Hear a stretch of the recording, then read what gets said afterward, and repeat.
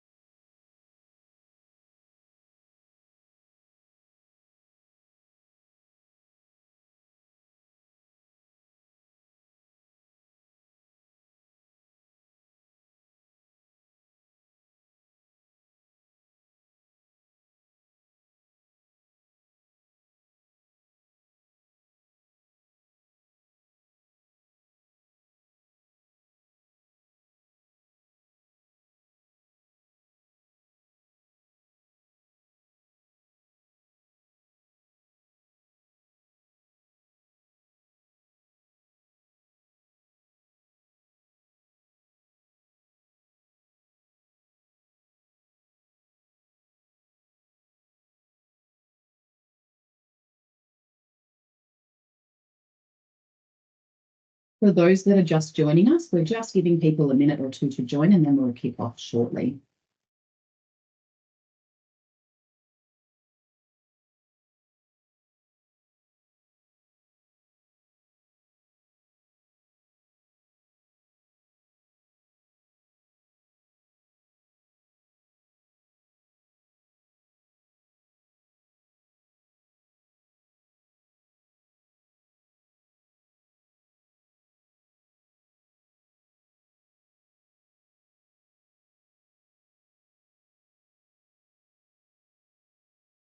Okay, I think we will get started now. Thank you everyone for joining us. We're here today to discuss the generation in the national electricity market as part of the Capacity Investment Scheme Tender 1, which started on the 31st of May. But before we start, I wanted to acknowledge that I'm joining you today from Wongal Land, which is part of the Eora Nation in Sydney's inner west. And so I would like to acknowledge the traditional owners of the lands on which we're all joining us from today. I acknowledge the traditional owners and their enduring connection to land, sea, air and sky, and I pay my respects to elders past and present and extend that respect to any Aboriginal people who are on the webinar today. So my name is Fiona Thompson and I'm an independent facilitator from RPS. And I'm here today to assist with moderating the webinar and the Q&A section we'll have after the formal presentation. So as you know, we are here to talk about the renewable electricity generation across the national energy market. You'll hear it referred to as the NEM or NEM by some of the presenters today. This discussion is taking place to support Tender 1 of the Capacity Investment Scheme, which you'll hear referred to as the CIS or the scheme by some of the presenters today. So up on the screen, you will see a disclaimer. You can read this in your own time, but I'll just draw your attention to it because this webinar is part of a consultation process. And most importantly, you should read the CIS tender guidelines because those will take precedence over anything in the market brief webinar. So just very important, that point. So a few quick points that you'll just see up on the screen, some housekeeping. So you've joined a Teams webinar call and your microphone and camera should automatically be switched off. And we do ask that everyone please remain muted with their cameras off for the duration of the webinar.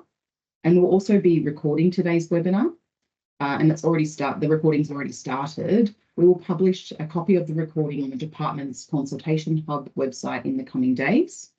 And today we'll also be taking questions. So we'll be taking questions using the Slido system. And up on the screen, you can see that there's a QR code. If you'd like to ask a question, you can either take a photo of the QR code and that will join you directly to the Q&A session, or you can visit slido.com and then use the code on the screen. And the code is 1291745. So we'll have the QR code and the code just up on the top right of each of the slides. So you should be able to refer to that as we continue to go through as well. Just a note on the Q&A session though.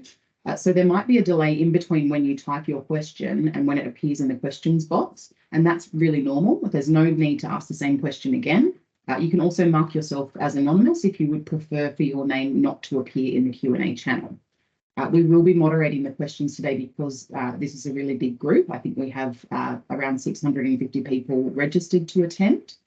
And so because of those big numbers, we'll group some of the questions together in the back end of the system if they're really similar.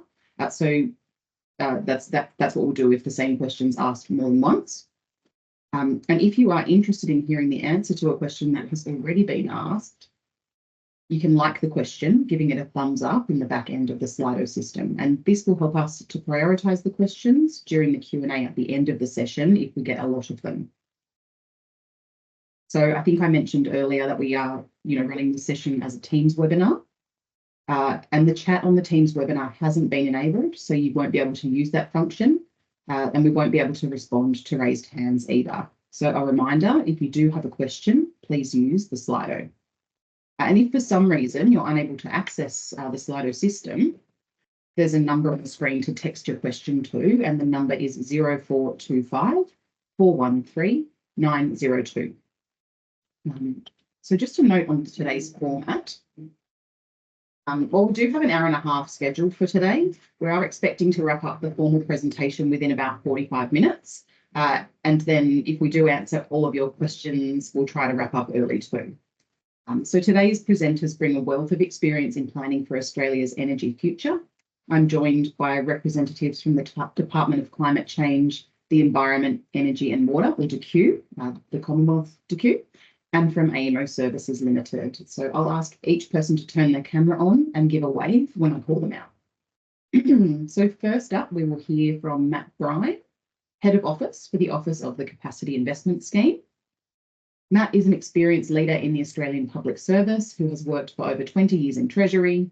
And most recently, Matt has led the Communications Infrastructure Division at the Department of Infrastructure, Transport, Regional Development, Communications and the Arts, working on the upgrade of the National Broadband Network fibre infrastructure and deployment of 5G networks. Next up, we will be hearing from Alison Wiltshire, who's the General Manager of the Delivery and Governance Branch in the Office of the Capacity Investment Scheme. She's got over 20 years of experience in energy policy, technology and investment, and in delivering complex innovation and investment initiatives across the Commonwealth. So Alison was previously an investment director at the Australian Renewable Energy Agency, or ARENA, and was part of the team that stood up the government's $15 billion National Reconstruction Fund. And last up, we will hear from Michael Reid. Michael is a principal advisor within the commercial team at AEMO Services. He has more than 12 years of experience in energy, corporate strategy and commercial transactions. And before he joined AEMO Services, Michael worked in the commercial and industrial sector, developing unique commercial models for solar and storage solutions. And before that, he worked for global strategy consulting firm LEK Consulting. So we'll kick off with the detail of today's webinar, and I will hand to Matt Bryan, who's going to take it from here. Thanks, Fiona. So as Fiona mentioned, the purpose of today's webinar is to present you details of the CIS Tender 1, Renewable Generation Tender across all the national electricity market jurisdictions. So as you would be aware, the National Electricity Market, or the NEM, covers Queensland, New South Wales, Victoria, South Australia, Tasmania and the ACT. We will be running a separate tender for the WA market, which will start mid-year. Before diving in, I just wanted to thank you all for your engagement so far in the consultation processes that have informed the design of the CIS. We take our commitment to public consultation very seriously. All of the 100 submissions that we received in response to the NEM design paper released in March have been thoroughly considered. We published all the public submissions received on our website last Friday, so you can see the type of feedback we received. You can also see how the design of the CIS has evolved in response to this feedback.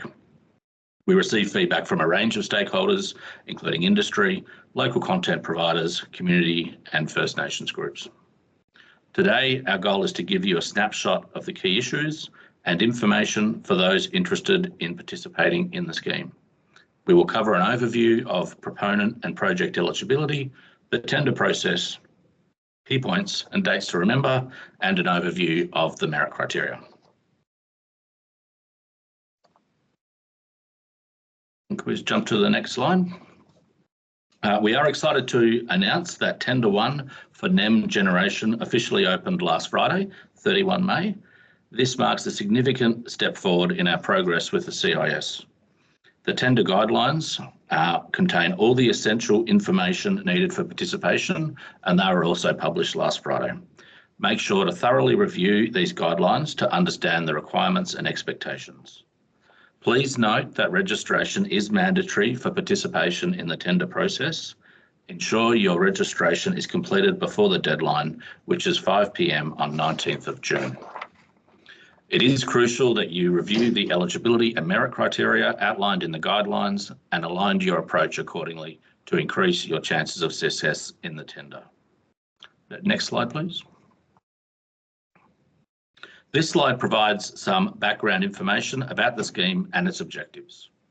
Our overarching goal with the CIS is to drive the deployment of 32 gigawatts of renewable and clean dispatchable capacity by 2030. This is critical to achieving the government's 82% renewable energy target, which in turn is central to achieving the legislated 43% emissions reduction target.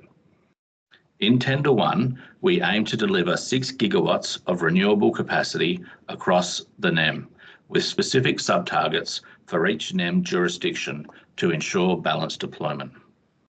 As Minister Bowen has announced, this includes at least 2.2 gigawatts for New South Wales, 1.4 gigawatts for Victoria, and 300 megawatts for each of South Australia and Tasmania, subject to suitably meritorious projects.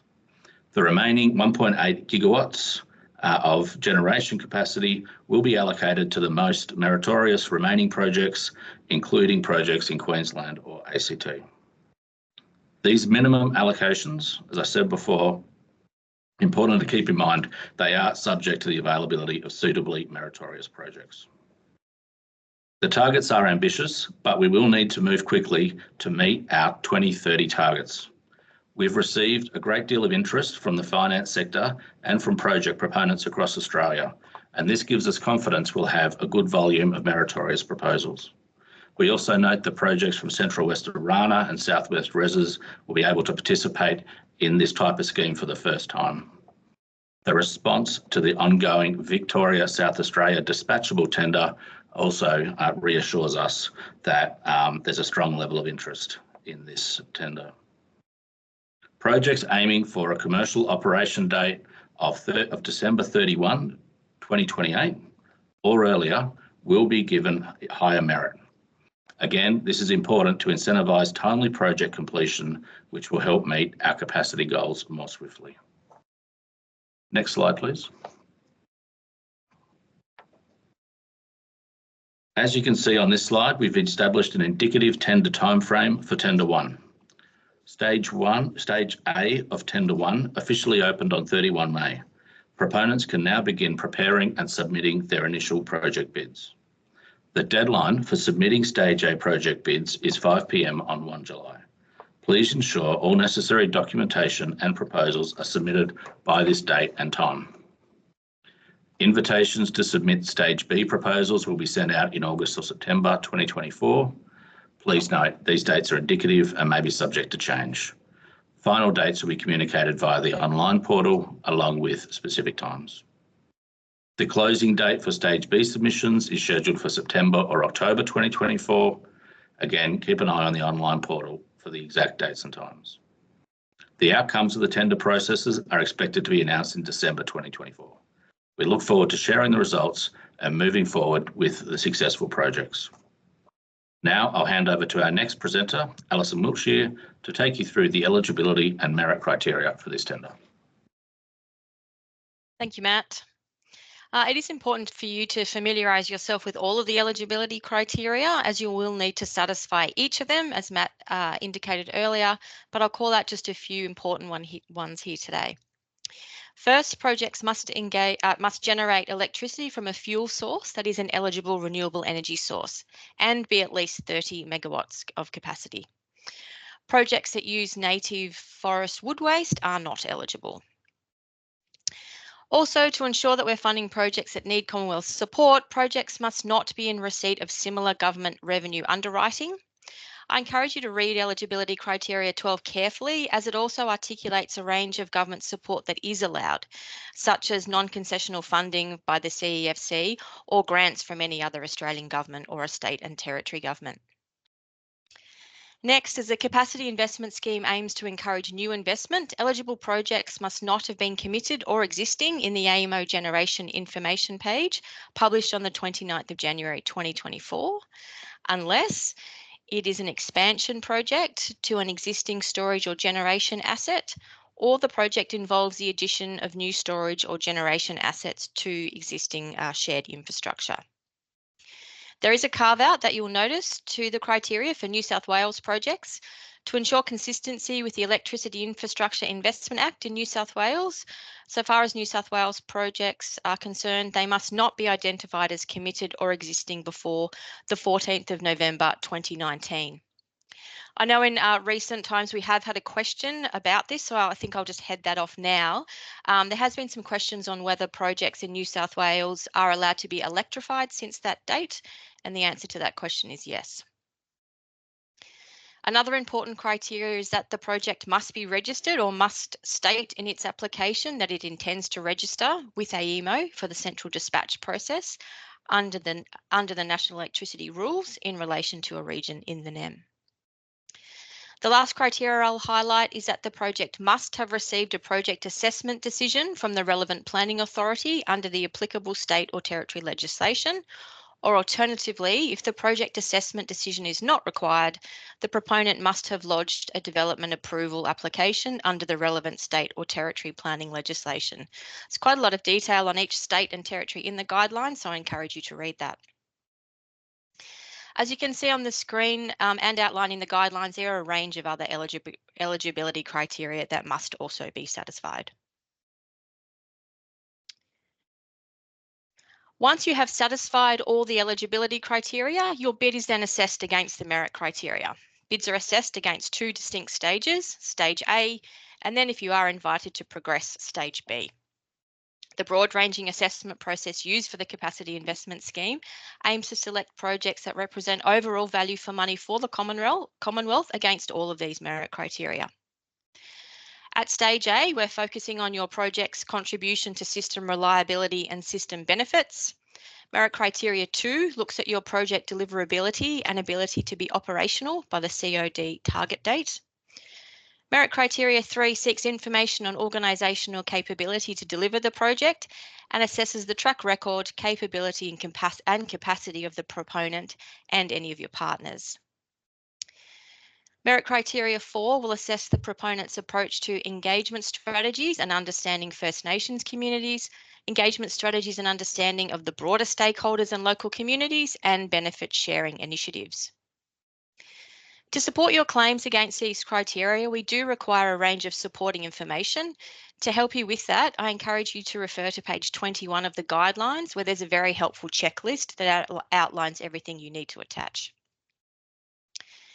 If you are indeed successful in being invited through to Stage B, there are then 3 additional merit criteria you will be assessed against, which include the financial value of your project. This is where you will also include your bid variables. In Merit Criteria 6, you will be assessed against the commercial departures to the Capacity Investment Scheme agreement. We will look at the nature and extent of any commercial departures to the contract you're proposing and obviously the resulting risk transfer of those. And finally, in Merit Criteria 7, you'll be assessed on your First Nations and social licence commitments. This includes financial commitments that will be carried through to the contract.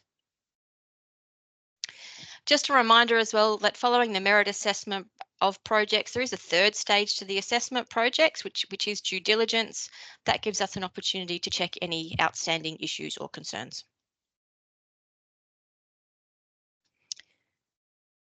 We recognise there is a lot of information to digest on the merit criteria and what's required, so we thought it might be helpful to highlight what some of the key characteristics of a high merit project might be. You can also find this on pages 20 and 21 of the guidelines. On Merit Criteria 1, we expect a strong project will be one that is located in a strong area of the network or with a connection that is not likely to lead to material curtailment or congestion of generation of the project bid or projects nearby. On merit criteria 2, we're looking for projects that will be operational by the target COD. Indicators of this may be things like that the project has received a letter from AEMO under clause 534 of the National Electricity Rules. The project has received development and approval, and if applicable, EPBC approvals. The project has secured conditional financing arrangements with funding providers. You have secured all necessary,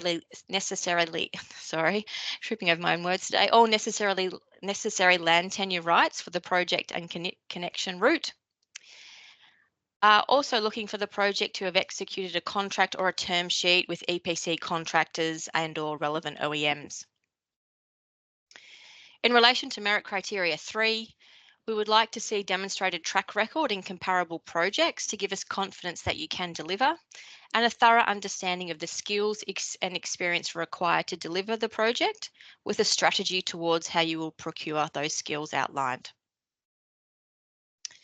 Finally, on merit criteria 4, we'd like to see that the project has engaged and built trust with the local community and relevant First Nations communities, that you have engaged with the local community to develop and commit benefit sharing initiatives, and the project can provide a completed merit criteria 4 schedule, which is available in the Smarty Grants portal, with scope and milestones clearly detailed and that are contractually enforceable. Moving on to stage B, for merit criteria 5, we're looking for projects with potential to receive higher dispatch prices and a high ability to reduce wholesale market prices by operating during peak demand, and projects with low forecasted capacity investment scheme agreement costs through low floors, ceilings, and payment caps. In terms of merit criteria 6, projects will ideally accept the pro forma CISA with no changes to the risk allocation. And finally, on merit criteria 7, a strong bid would have project commitments that provide economic empowerment and benefits for First Nations communities, provide strong opportunities for economic participation, such as equity sharing or some form of revenue sharing, demonstrate commitment to local employment and training, and support for Australian supply chains. For New South Wales projects, alignment with the First Nations guideline and the New South Wales Res B plan is also required. I know a lot of that sounds like a pretty high bar, but if you feel like your project is at a very early stage, please be assured that we will be rolling out tenders every 6 months, so there are several further opportunities after this tender to submit a bid.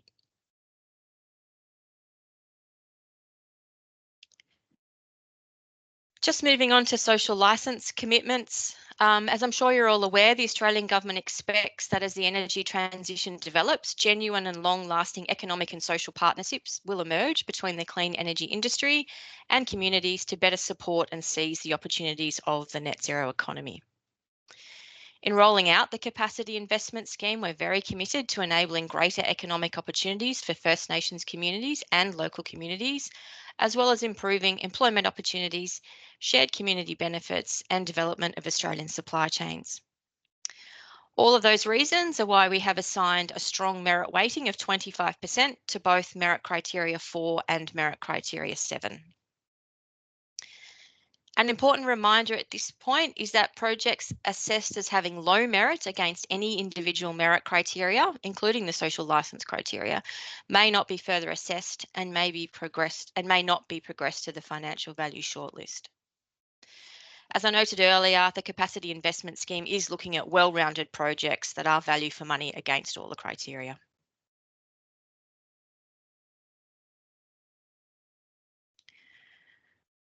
Before I discuss this slide, just a reminder that a social licence market briefing document is available on the tender page on AEMO Services website. It outlines the expectation for shared community benefit commitments and provides examples of commitments that could help you prepare a high merit bid. So I really encourage you to read that. The intent of merit criteria 4 is to encourage initiatives with long-lasting and meaningful impact on the local community.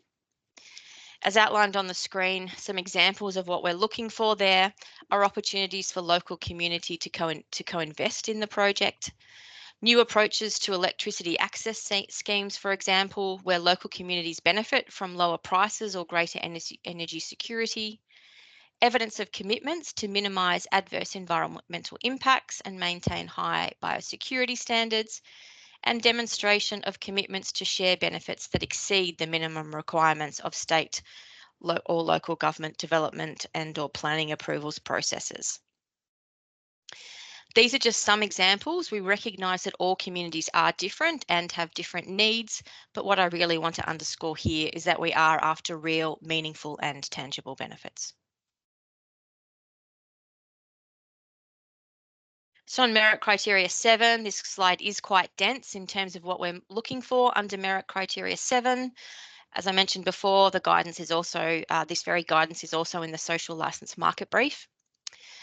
But just to break it down a bit, we're after projects that provide opportunities to increase economic and social benefits to First Nations people, encourage investment in local employment, including skills, labour standards, training and capacity building to support development of the renewable energy workforce.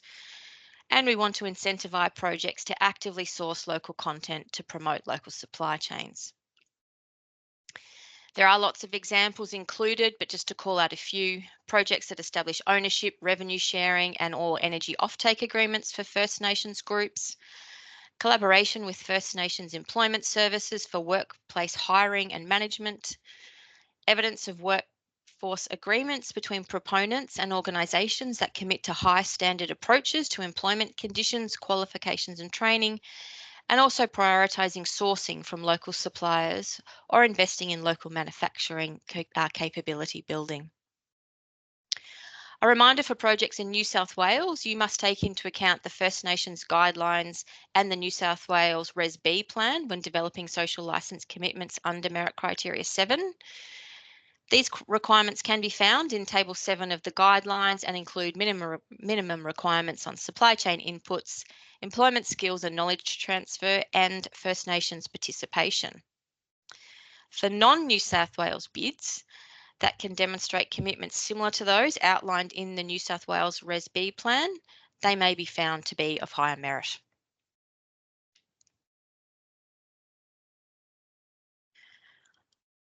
Okay, just moving away from the merit criteria onto the capacity investment scheme agreement for a moment. I'll just very quickly turn to this. This is obviously the contract you will enter with the Commonwealth if you are successful. Due to the detailed nature of the CISA, I don't propose to go into the details here or take detailed legal questions. But if you do have questions, I really encourage you to engage in the Q&A process that is part of the tender. And we will give you a fulsome answer to your questions via that avenue. Also in stage B of the assessment process, you are welcome to provide any potential departures you'd like made to the CISA. And the CISA is published on AEMO's website along with the tender guidelines. The final pro forma CISA will take into consideration all of the views that we get through that process, and we'll issue a revised CISA at the commencement of stage B of the tender. Just some quick features of the CISA, as you can see on the screen. It has a maximum support term of 15 years. Projects will have the option to not receive support for a period of 5 years during the contract. With the 15-year contract term, projects will have 3 options to do this throughout the life of the contract. The CISA also clearly specifies how revenue will be calculated and what is allowable. It includes provisions for force majeure events, and there's protections in that regard, and payments will continue assuming a price of $0 per megawatt hour. Importantly, the CISA also provides for hybrid projects and contains a number of additional provisions and requirements that hybrid projects must follow. These include requirements such as installation of sub-metering components and adjustments to calculations of sent-out generation and other payment mechanism terms. I encourage you all to familiarise yourselves with the CISA before submitting your bid. I'll now hand over to Michael for the final slides of the presentation. Thanks, Alison. So I just wanted to touch on interaction with other state schemes. So the capacity investment scheme aims to complement existing state schemes where these are consistent with the objectives of the CIS. And for this Tender 1 process, this will be most relevant for projects in New South Wales. So the tender is being run in parallel with New South Wales Tender Round 5 for Southwest access rights and Energy Co's process for Central West Orana access rights. As a result, the New South Wales Tender Round 5 does not include generation LTESs, and instead projects that would have been eligible to bid for LTESs in Tender Round 5 are eligible and encouraged to bid for Generation Capacity Investment Scheme agreements in this Tender 1 process. If a project is successful in receiving both a RES access right for Southwest or CWO and a Generation CIS agreement, it will need to meet consistent milestones across both sets of agreements. And for further information on the interaction of these tenders, I would point you to section 2.1.3 of the tender guidelines. And so the final slide, just to conclude the webinar, I just wanted to reiterate some of the key points for proponents looking to participate in this Tender 1 process as it is now open. So as has been mentioned, the tender guidelines are available on the AEMO Services website, and all proponents are strongly encouraged to read these tender guidelines as they contain all the relevant information you will need for the process and also provide guidance on what a strong bid looks like.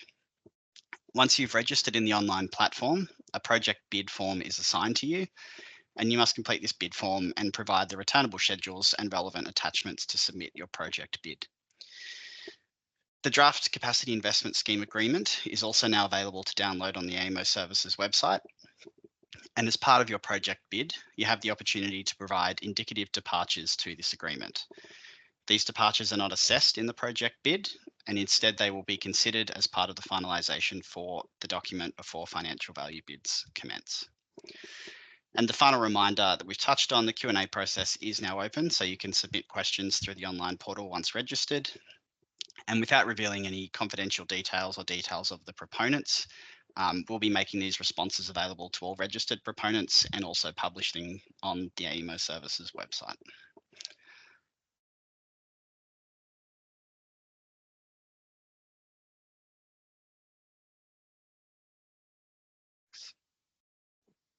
Okay, I think that was all from you today, Michael. Yes, so we're thank you. ready. Thank you. So we're now ready to take questions, and we have some that have come in throughout the presentation already.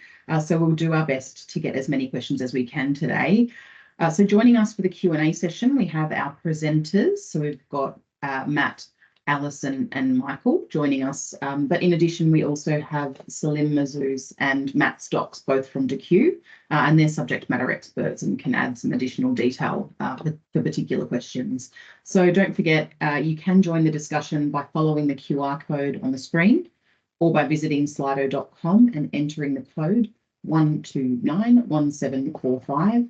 And if you can't access the Q&A via Slido, you can text your question to 0425 413 902. So something that's really important is that obviously the topic's really broad and there may be some technical detailed questions. So some of these questions may be taken on notice. And you may also, as I mentioned at the start of the session, notice that your question might not appear word for word when it's published. And that's just because where the questions are really similar, we'll group them and then we'll archive the duplicated questions. And finally, if there are some frequently asked questions that we don't get to today, the team will collate these and post the answers on the website in the next days and weeks.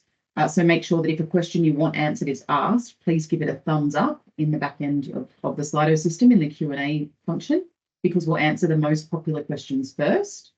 So just give you a minute to follow that QR code or the link just in case. And then we'll stop sharing the screen and start sharing the Q&A so that you can see which questions are coming up next. So I'll just ask all of the panelists in the Q&A to turn their cameras on, ready to go, and we might shift across to the different view and get started on some of the questions.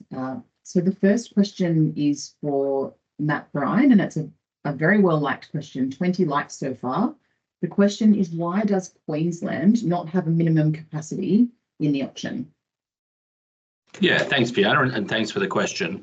So when the government announced the expanded capacity investment scheme in November, They also announced a program of renewable energy transformation agreements.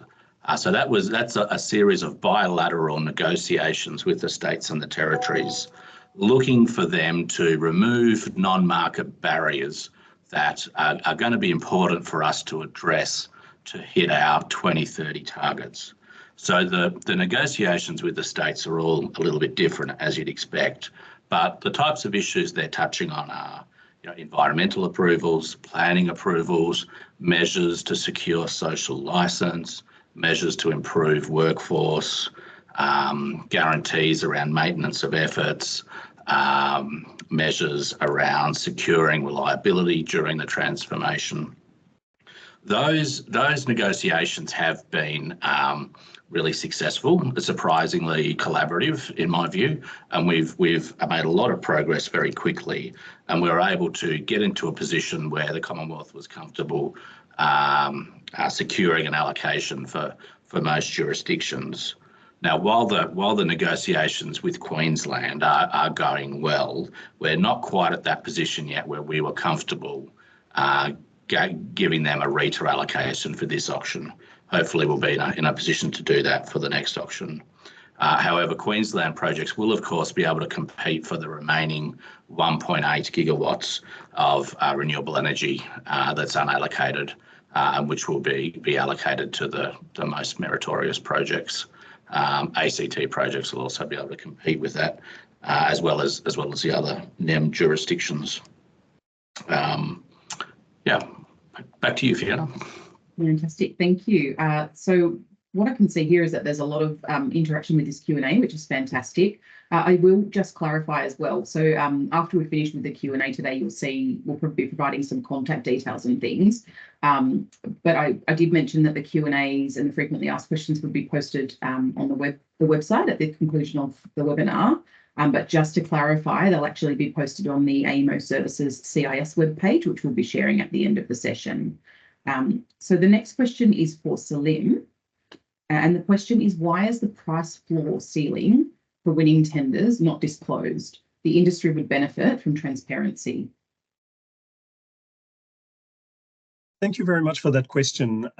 We're definitely aware of the need for information and as much transparency as possible. And to date, we don't have the floors and ceilings of winning bids yet, because even the Victoria South Australia tender is not yet finalised. So as that information comes through, we're still deliberating on the exact nature of the information we can release. There's some sensitivities around this as well, but we're certainly looking to provide as much information as we can. Thank you. And while I've got you there, Salim, the next question seems like it's also for you. And the question is, has the draft generation CISA released on Friday been socialised with commercial banks to ensure risk allocations are bankable? Yeah, thank you. We definitely talked to a large number of banks and also industry associations in the lead up to the publication of the guidelines. We have not shared this draft CISA as such, and in part that's for probity reasons as well. So the market needs to receive that kind of information at the same time. But we definitely had a significant number of meetings with banks to discuss bankability. Thank you.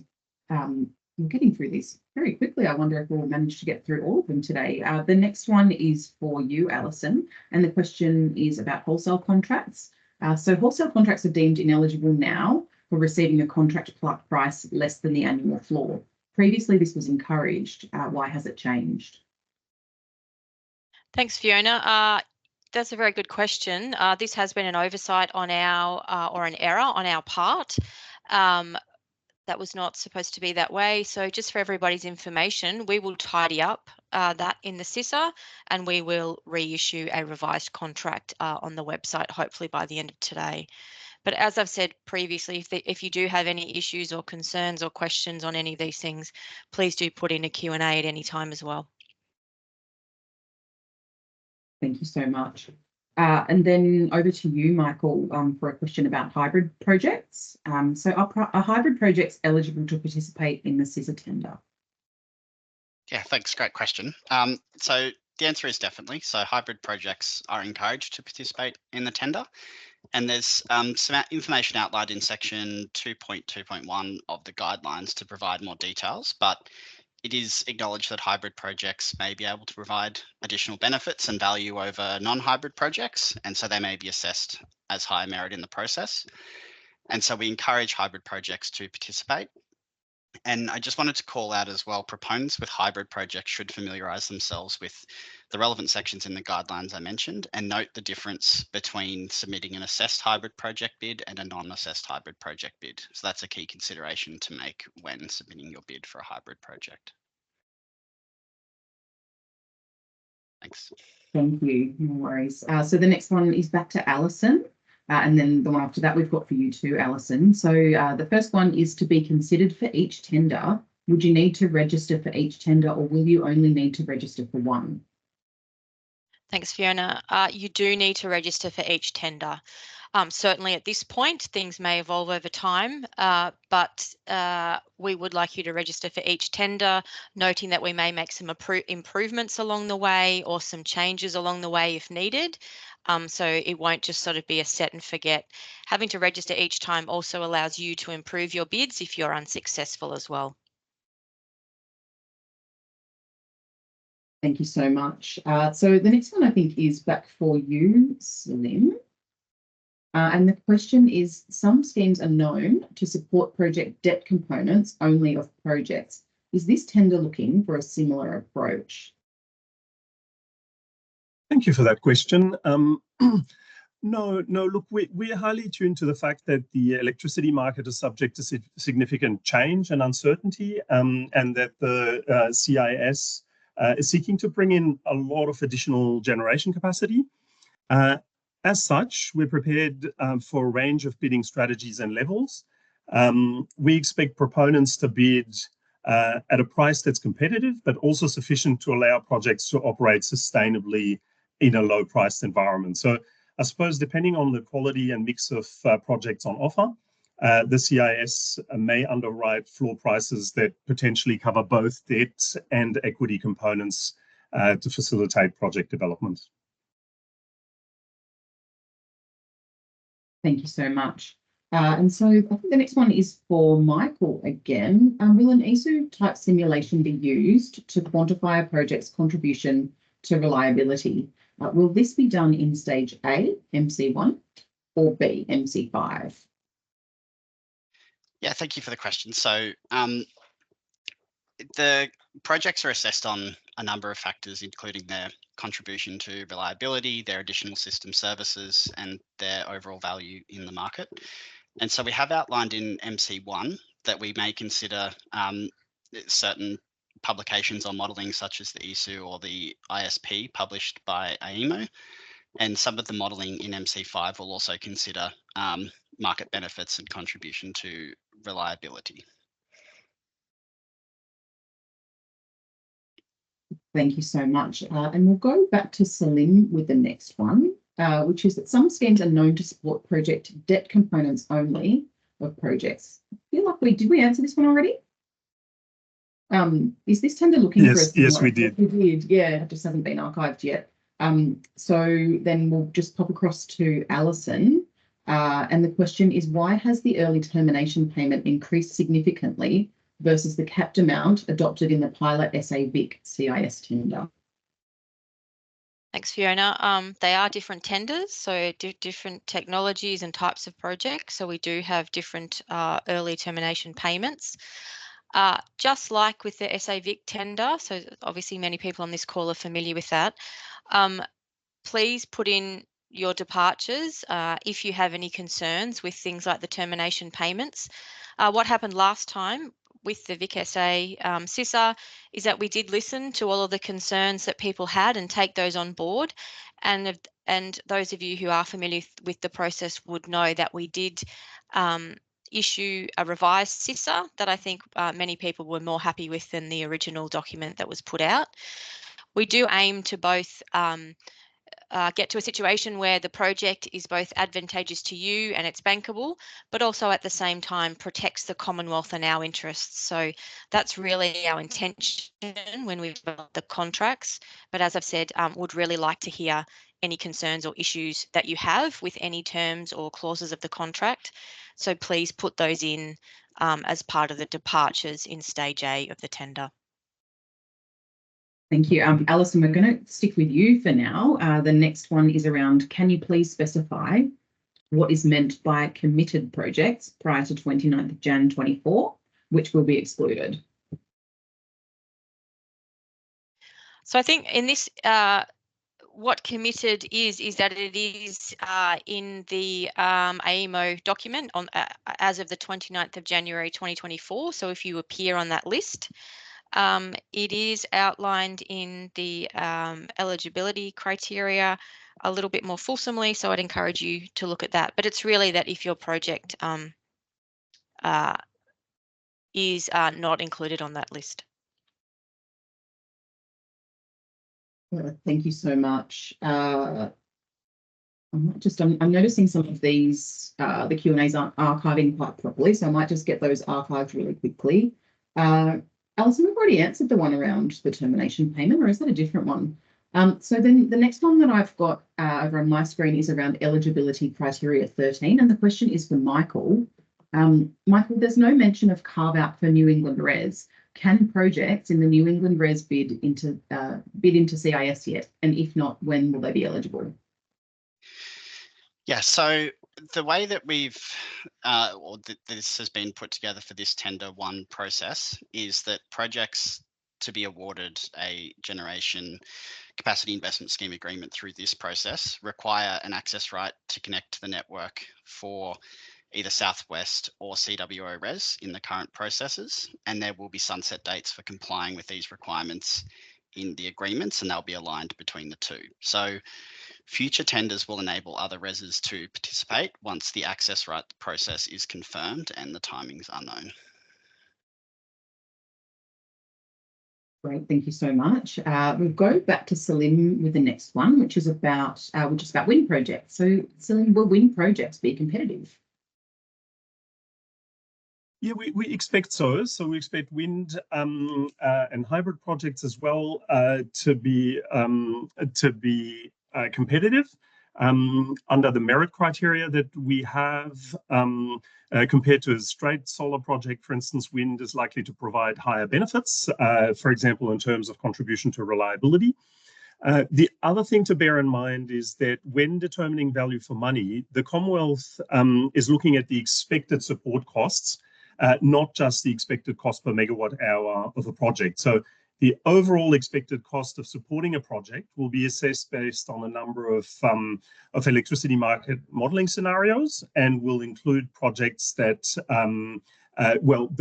they'll include projections of dispatch weighted prices to be received by the project. And so a project with a higher floor, but also higher expected dispatch weighted prices may be forecast to require less support than a project with lower floor, but lower dispatch weighted prices, if that makes sense. Thank you so much. Back to Michael now with the next one, which is, will a renewable project be able to submit multiple submissions with different battery sizes? Yeah, it's a good question. So the intention is that projects are not able to submit duplicative bids, and that is outlined in the tender guidelines. So I encourage proponents to go and read that. Where proponents may be able to submit two bids for a similar project is where the project is a hybrid project and the proponent opts to submit both a generation only bid and an assessed hybrid project bid. And that's the only circumstance whereby proponents can submit two bids for the same project. And just to also call out, it's in the guidelines, but if proponents do submit bids that are doomed to be duplicative, we will only assess the latest bid submitted. Fantastic. Some of these questions that are coming in are very popular, so the order's switching around a little bit, but the next couple are both for you anyway, Michael. So why don't we answer the most popular one first, which is, how is dispatch weighted average price estimated So for example, do you use the P50 profile against EMO's forward 5-minute prices? And what scenarios will you run? Yeah, so we actually develop a range of scenarios as part of our assessment of the process. So that includes both a base case, low case, high price scenarios, and they're run against the P50 profiles to determine the forecasted dispatch weighted average price. You. Okay, and then the next one again, the next two again for you, I think, Michael. So why is the financial value the most heavily weighted merit criterion at stage B of the assessment process? Yeah, another great question. So financial value considers both the benefits the project will provide to the market and the forecast costs of the capacity investment scheme agreement. And so as part of that, we consider the contribution of the project's target to the 82% renewable energy target by 2030, its ability to contribute to reducing wholesale electricity prices by dispatching at times of higher prices, and to generate in periods where they can displace fossil fuel generation. And so, as I just mentioned, these costs and benefits are considered against a range of energy market scenarios to test bids against their ability to demonstrate value across a diverse range of scenarios. And while MC5 is the highest weighted merit criteria, we do want to call out that proponents should note projects need to score well across all MCs at both stage A and stage B. And projects that do show low merit against an individual merit criteria may not be further assessed or progress through the assessment process. Thank you. And again, this next one, I believe, is for you. Oh no, the next one's actually for Salim, which is, have you considered bankability of a 15-year maximum term for project financing? Yeah, yes, we have. We appreciate that many projects last a lot longer than 15 years. And so, obviously truncating that term can make bankability more difficult. At the same time, having these contracts run for many, many years is not necessarily desirable for the Commonwealth either. And so that's where we landed in terms of the length of term that we allow. So the maximum term is 15 years. But we continue to be very interested in feedback. So if you have views that this will indeed curtail the ability for a lot of meritorious projects to come forward, then do let us know. And I'll also note that there is the possibility of having departures in the contract that you can put forward. So if it's a real problem for the bankability of a project that you're involved with, then do consider looking at having some variations to the contract that you put in with your submission. Thank you. And then the next one on bankability around the 15-year maximum term for you, Salim, again. Sorry, I think that's the one I just answered. Okay. It's very fast-paced today. So I do believe the next one is actually for you anyway, which is, what is there in the process to ensure the winning bids actually result in capacity being built? Yeah. So there are a number of elements that we've put in place in order to ensure that happens. And so, first of all, there is some bonding that makes it more difficult for people to just put in a bid and then not seek to build. So hopefully that filters out projects to only those who are genuine at the time of bidding, at least, that they've got a project that will be deliverable. Then the merit criteria that Alison went through, go to a significant assessment of the project proponent's ability to deliver. So that is very important too. The next thing is that when bids are put forward, there are milestones that need to be met. And to the extent that those milestones are not met or delayed, then we have the ability to basically then retender that capacity and terminate the contract. Or indeed, to the extent that there is slippage that is legitimate and there are legitimate remedies that still allow the project to be delivered in a reasonable time frame, and certainly before 2030, then cure plans can be agreed as well. I don't know, Alison, did you want to add anything to that to that one. It's probably more your patch. Think you've covered all the bases, Salim. Yeah, we will work with people. You know, if your project has delays or whatever, we'll work with you via those cure plans. But as Salim said, you know, ultimately we are wanting to meet the 2030 target. So if projects have no prospect of success at any time, they would be terminated. But yep, no, you covered it all, Salim. Fantastic. So the next one I think was back to Michael again around access right. So will projects applying for an access right be assessed poorly for a CIS in deliverability in comparison to projects not requiring an access right? Yeah, thank you for that one. So we have considered this in the assessment process, and it's outlined in the tender guidelines that projects will be assessed on the strength of their pathway to a number of milestones like financing and approvals, and they would not be penalised on a pathway to connection where they're currently in a live process, so one of the access right processes. So our assessment will consider the status of their relevant access process, where they're up to, the evidence that they provide, and we've spelled out in the guidelines where they interact, what we expect proponents to provide to substantiate their progress. Thank you. And we'll go back to Alison now. Do bids need to be made by an SPV that owns the asset or will own the asset, or can bids be made by organisations with an intent to set up an SPV? Thanks, Fiona. The short answer to the question is no. You don't need to be an SPV at the time of applying. So this is very well articulated in eligibility criteria 7. So a different entity can bid, but it is important that you do have an SPV by the time you enter the contract. So at stage A, we understand that it can be onerous to set up an SPV. So if you are successful through to stage B, you can consider when you may like to set up that SPV, but we absolutely will need one before you sign a capacity investment scheme agreement. Thank you so much. The next couple, or the next one is for you, Michael. Does the contribution to reducing unserved energy contribute to reliability, or is low curtailment in general all that's being assessed?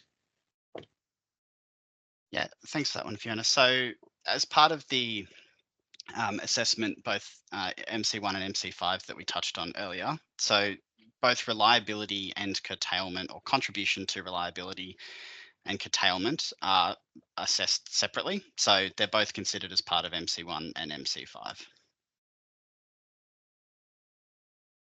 Thank you so much. And we'll go back to you, Alison, for the next one on project maturity. So the question is, if your project is not deemed mature enough against the criteria to be awarded in Tender 1, are you eligible to submit under subsequent rounds? Absolutely, it's a short answer. So we recognise that some projects are more ready than others. So if you are successful in one tender, it does not preclude you from bidding in the next tender. Our expectation is that we will put out information at the end of each tender that will help sort of inform the market of areas where you may be able to improve next time. So yep, it is possible that you can continue to put in bids throughout the life of the scheme. Thank you so much. And we will go to Salim next about the opt-out mechanism. So Salim, can the opt-out mechanism be exercised for a shorter duration, i.e. 2 years, for example? No, look, the requirement is for it to be 5 years, and we appreciate that that has effects on, for example, the duration of the contracts, the PPAs that projects might enter into. I will say on this particular design feature, we are continuing to work on the detail of how we will make sure that we've got a tender for the November tender that will be national and complement the LTESA fully. So as you may know, the LTESA was paused in the context of this of the CIS expanded tender happening now for generation, but we're looking to have a more integrated solution potentially by November, and so that may be one of the design elements that we revisit in that context. Thank you so much. We will go back to Alison now. And the question is, can standalone BESS projects without generation also join this CIS tender? Thanks, Fiona. Answer to that one is no. So you must have a generation component. As Michael outlined earlier, you can also have a hybrid project. So that would mean a generation project. And then in addition, a generation with storage project. For those of you who don't know, there will be another tender commencing around November this year. And that tender will have generation and storage. If you do have a standalone battery project, that would be the time to put in a bid for that one. Thank you so much. Matt, we'll go to you next. And the question is, what are your biggest concerns or risks, or what do you see the risks are regarding the upcoming auction? Yeah, thank you. Yeah, a great question.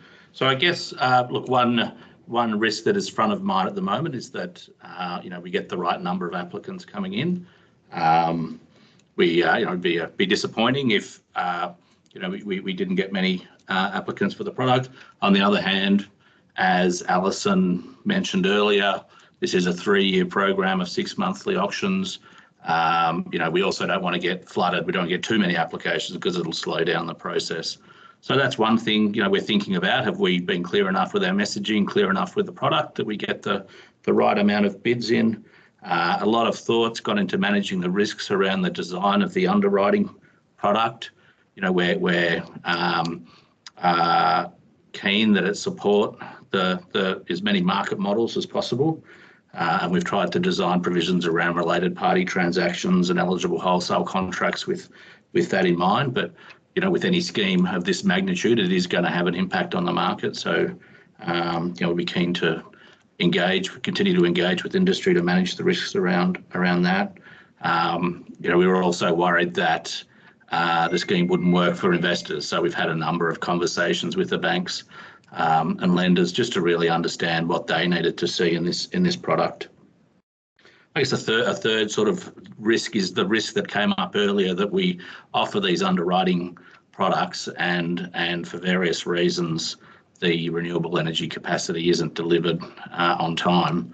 That would of course compromise our emissions reductions targets, but also introduce issues around affordability and reliability in the market. So Salim touched earlier and Alison reiterated some of the features of the product that are designed to ensure products that receive underwriting support are actually delivered. I guess the other thing I'd just note there is we are front-ending the auction. So we've got 23 gigawatts to auction through over 3 years, and we're putting sort of 6 right up the front in this first auction, so almost a quarter. And the thinking there is we really want to give project proponents the maximum amount of time to deliver these projects.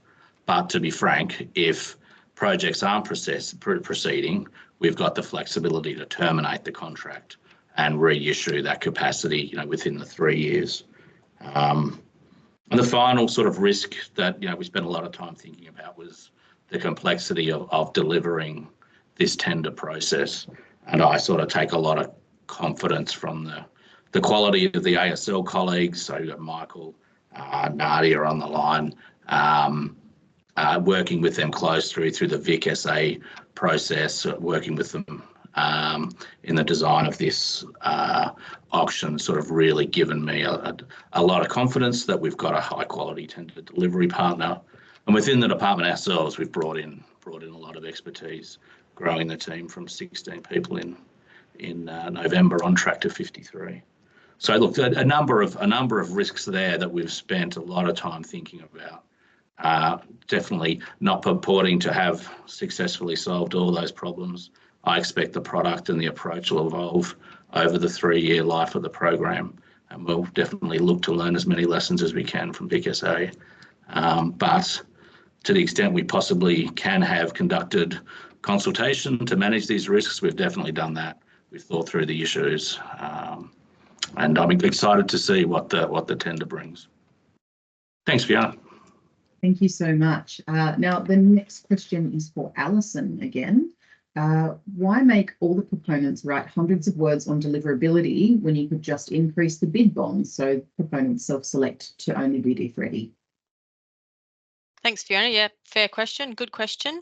I'm not going to dismiss the amount of effort that is required to prepare these tenders. I do know that it takes all of you a lot to put these bids together, and also, you know, if you bid in subsequent tenders, hopefully it can be a bit of a cut and paste, though, in some cases. We did consider whether we should have bid bonds. At this point in the process, we have chosen not to have those so that we do leave the tender open to a whole range of people. Like I've said in the answer to many other questions, it's not to say that that might not change in the future. But for now, we have taken a decision that there won't be a bid bond at the beginning of the process. As I think Salim mentioned earlier, there is a bond that has to be put up if you are a successful proponent to make sure that we know that there's a high prospect of your project being developed. I have been involved in many other processes where there has been a bid bond upfront. As I said, we will continue to monitor that situation as we go along. Thank you very much. And the next one is for Michael. Michael, how does the delay of Project Energy Connect impact the CIS, especially for project in South Australia that would like to participate in New South Wales and or bid? Yeah, thanks. It's a good question. I mean, we can't, comment on any specific project, I guess, outside of the assessment process, other than to say we will be assessing projects based on their credibility and the evidence that they provide to deliver their plan, and progress towards network connection plays a part in that. So we really ask proponents to self-assess when their project is ready to participate in the tender and consider the risks of their project being delayed and whether they have strong mitigants in place to deliver the plan. And that is what is ultimately competitively assessed in the tender process. Thank you. So I think the next one's for you too, Michael. And the question is, what is different between the TESA firming / LDS tender in New South Wales and this CIS tender? Is it additional capacity? Any different in tender bidding assessment? Yeah, so I think what we're talking about today is the Tender 1 process for the Capacity Investment Scheme for Generation in the NEM.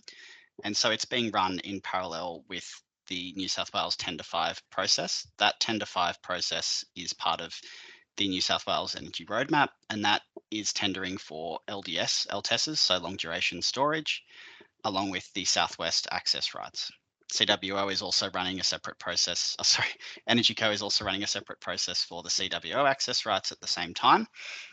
And what we've done is we've done our best to try and align those processes and an assessment methodology as much as we can, so that we limit the effort Alison was speaking about to proponents and make it easy for proponents to participate in both.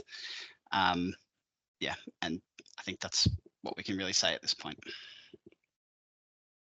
Thank you. I think the next two in a row at the moment are for you, Alison. So there's, I think, quite a specific question here around in EC13, should there be an or at the end of point A? Yes, indeed, there should be. So thank you for all of you for pointing out the errors in the guidelines. Yes, that should be an or. We can reissue that for clarity, but thank you for pointing that out, and apologies for any confusion. Thank you. And we'll just stick with you for the next one, which is, will the updated CISA released during stage B be shared publicly? Good question. I think the answer is yes. So we are happy to share the contract with whoever in the interest of transparency. So that will be available at the commencement of stage B. Thank you. And the next one is for Matt Bryan, which is around how will the CIS collaborate with the LTESs? A project cannot have both, so where does the collaboration come from? Yeah, good question. So we've been working very closely with the New South Wales colleagues on this, and I think we share a view. It would be it would not be good for investment if we had the LTESA auctions running alongside the CIS auctions.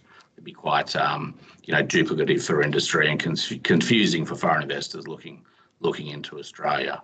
So we are looking for a process that has sort of one bid, one tender evaluation process, and one contract at the end of it. The only difference being that some of those contracts would be underwritten by the roadmap and count towards New South Wales roadmap targets, and other contracts would be underwritten by the Commonwealth and count towards our 82% target. There's a lot of sort of technical detail to work through to see if we can get to that aspirational goal by November, but that's certainly what we're talking about when we talk about collaboration between the CIS and the roadmap. Thank you. Now the next one is back to you, Michael. The question is, will contribution to reliability be assessed similarly for a hybrid project versus two separate submissions for a generation project and a storage project? Yeah, it's a good question. I think I'd probably start by answering to say that in this tender run process, projects can't bid a storage project on its own, as Alison pointed out earlier. And so I can comment on the assessment of a hybrid project in this process, and that would be to say that it's likely a hybrid project with a storage component may be assessed more favourably on contribution to reliability than a generation only project of a similar nature. But beyond that, yeah, I can't really comment on the differences between a storage only and a hybrid if there was a storage only process. And we'll stick with you for this next one as well, please, Michael. The question is CIS biased to mega projects through expectation that eligible bids will have an impact on pricing? Doesn't this deter investment in projects that are still large? I don't think I would say it's biased towards mega projects. No, the eligibility criteria is for projects to have a minimum capacity of 30 megawatts. And projects are assessed on their merit across the merit criteria that we've described.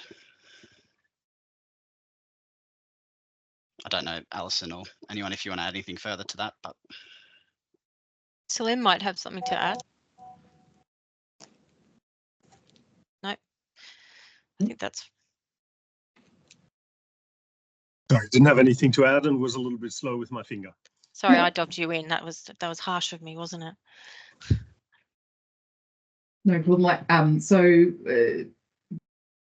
We might move. I'm going to go to the second one on the list here because I can see, Alison, you still have your camera on, which is if a bidder submits markups to the CISA, which are accepted by the Commonwealth, will those changes be applied across all CISAs or that bidder's CISA only?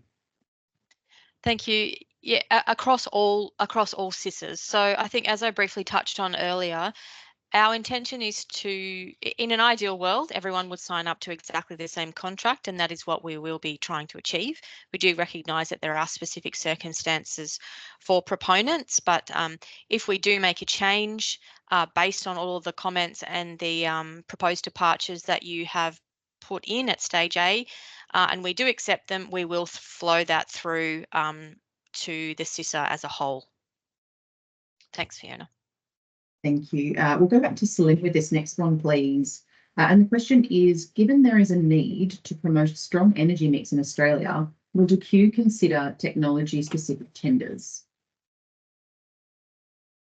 Yeah, thank you for that question. That's it's a very important one. We definitely think that there is a need for a strong energy mix, different kinds of technologies. One of the features of the capacity investment scheme is that it's looking to allow market participants to sort of tell us what the relative costs of different technology types are as we move forward. So instead of having rigid buckets for specific technologies, what we've got is an assessment methodology that hopefully will provide the right kind of mix. And as discussed previously, some of the fundamental design features that give us confidence that we will get a technology mix and not just a corner solution for, say, only solar, which a lot of people are worried about, is See, if you just had pricing based on, or if you chose projects just based on the dollars per megawatt hour, then a lot of the relevant elements that are brought by different technologies aren't taken into account. But the assessment methodology that we've developed in collaboration with our delivery partner, I think gives us a good chance of delivering a very strong mix. Also note that there is the potential for, should depending on what comes forward, because relative costs change in the market, right?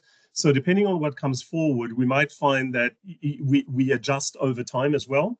So you could imagine this a single specific tender, say this upcoming one, to have a slightly different mix than other ones that are going to happen later in the over the 3 years of the life of the scheme. Thank you very much. The next question's back to Matt. The question is, given the first CIS is still not finalised, is there more effort resource put in this round of CIS to follow guided schedule? Yeah, thank you. So the VIC SA is still on foot. That's right. The stage B bids have just come in. That is, of course, dispatchable power, so there's not really any overlap with this auction, which is VRE. The VIC SA auction was kind of 600 megawatts, and the VRE auction we've just launched, it's 10 times as big. So yes, ASL have definitely brought more resources on board to manage that. The department's tripled its Office of Capacity Investment Scheme to help manage with that.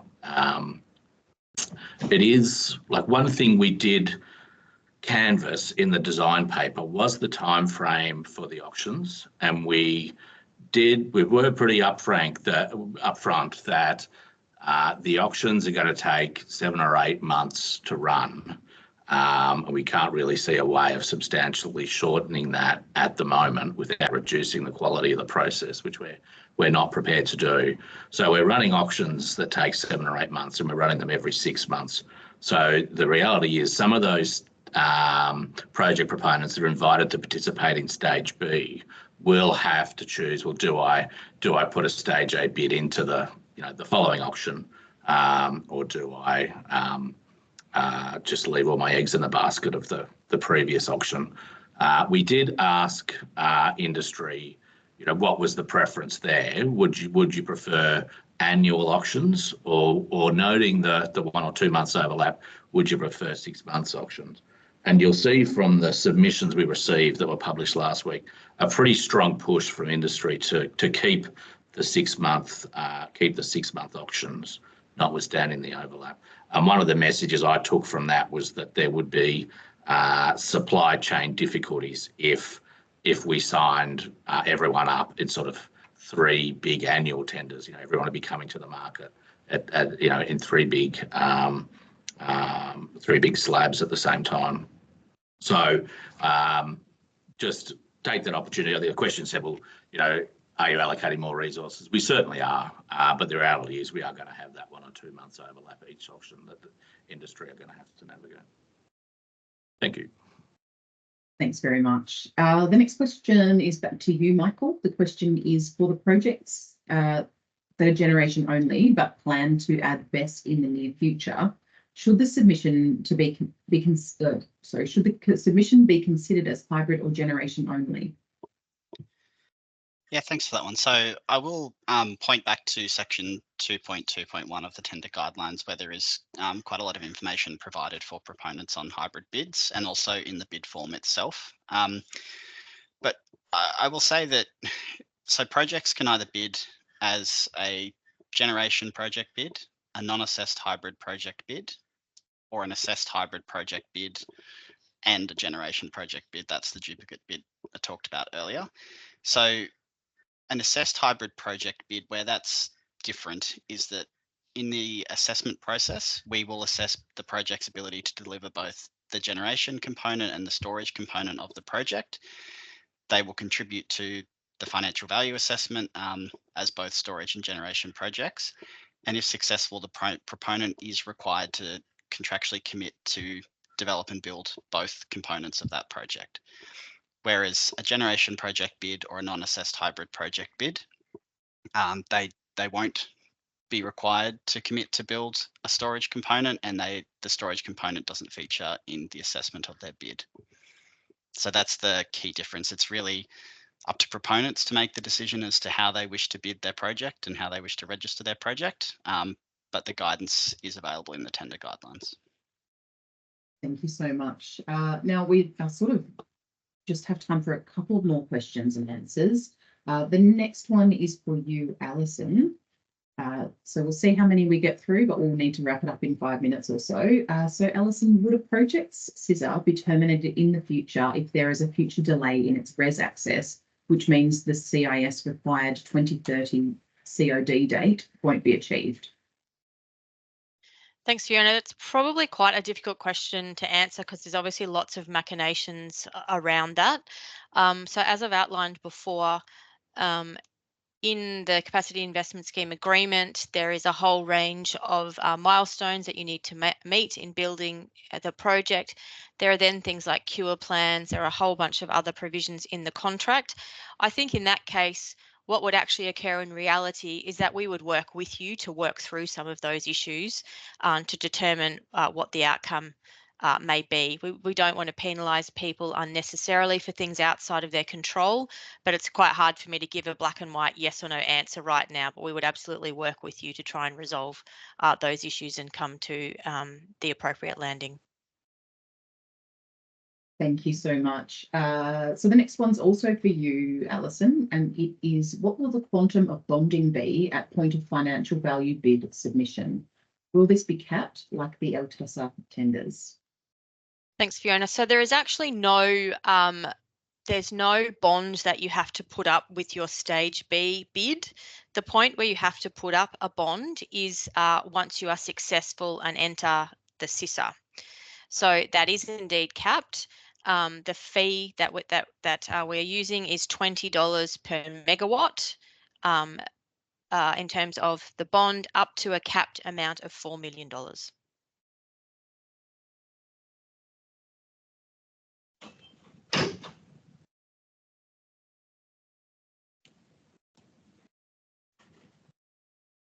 You might be on mute, Fiona. Oh gosh, sorry. No worries.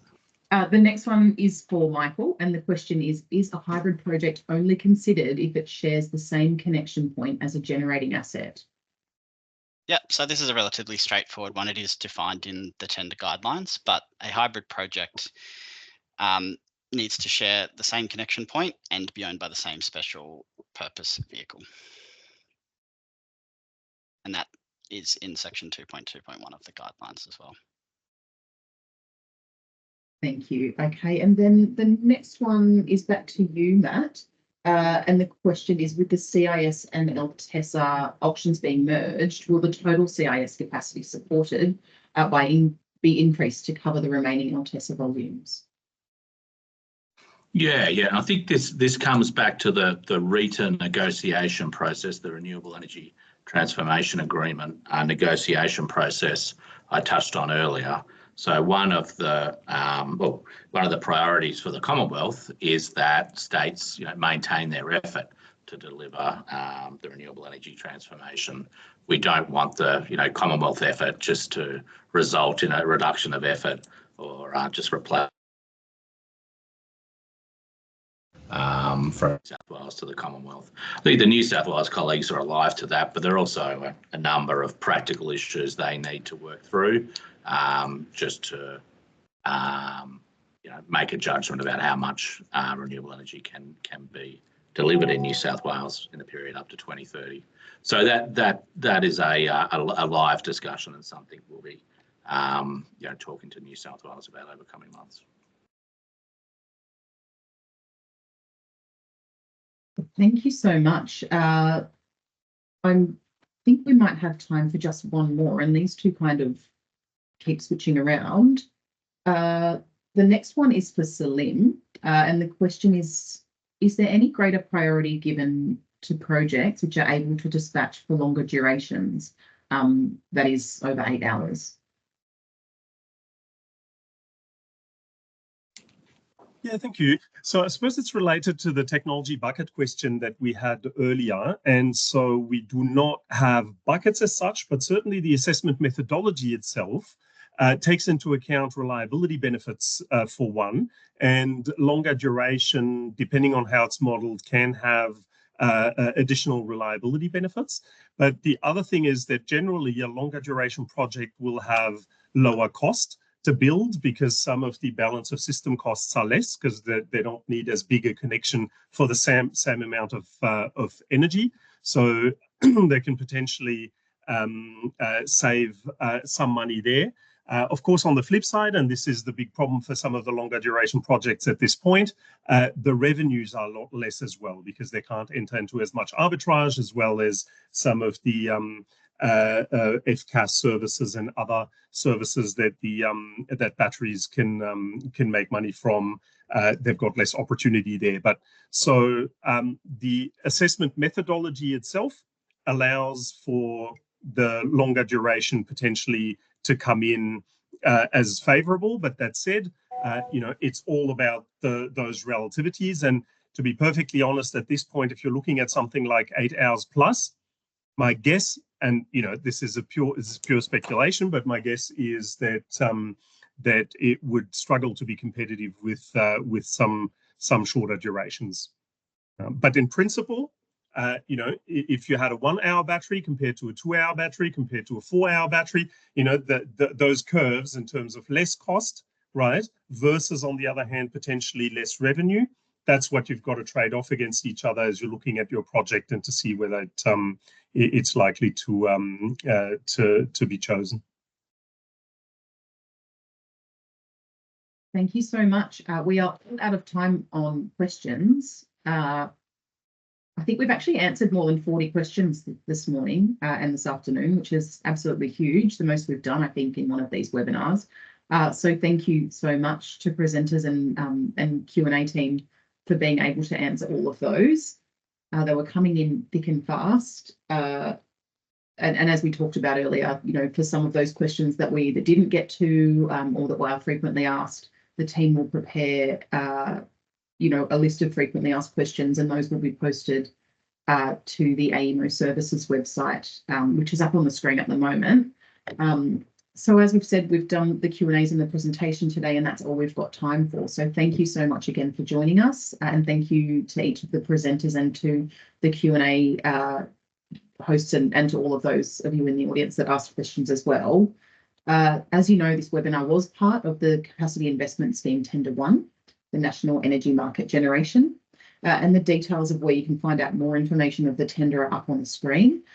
So you can email the team at capacityinvestmentscheme@q.gov.au, or you can, for questions about the project registration specifically, you can email cis@aemoservices.com.au. There are also the 2 websites up on the screen. So for more information, it's dq.gov.au/energy/renewable/capacity-investment-scheme, or aemoservices.com.au/tenders/CIS-tender-1-generation-NEM. So we'll also be posting, as we mentioned, this webinar and the transcript on the department's website in coming days. So please thank me again. Please join me in thanking Matt, Brian, Matt Stocks, Alison, Michael, Celine, and Nadia, and the rest of the team for joining us today. We'll leave it there.